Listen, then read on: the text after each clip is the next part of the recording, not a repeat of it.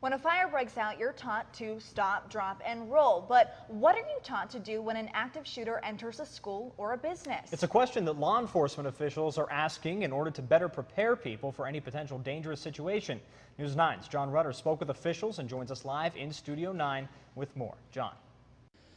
Alert, lockdown, information, counter, and evacuate. That's the 5 components of the ALICE system designed to help people against an armed intruder. Going into lockdown is a policy for schools and businesses when a shooter enters the building, but officers say that simply getting under a desk and hiding may be one of the deadliest things that you can do. Well, I think it is extremely controversial that for 20 years we have trained people to lay on the ground, to be shot, be quiet, and not move. That is just the policy of several schools and businesses when an active shooter enters a building. Joe Hendry, an active shooter training instructor, wants to change that by training people as to how to approach the situation.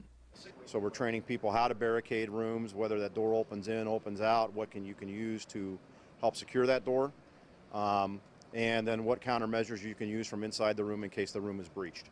Shoes, staplers, and books can all be used as weapons. Even having a can of wasp spray can deter a shooter's attention and possibly provide a way to get out. It's important that we train people who are potential victims.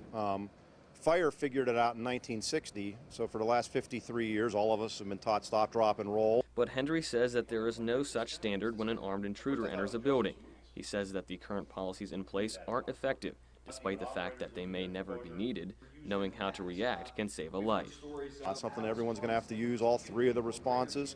If something happens, they may only use 1 or 2, but they probably need to have all the responses because the incident's not about accountability, it's not about liability, the incident's about survivability should it happen.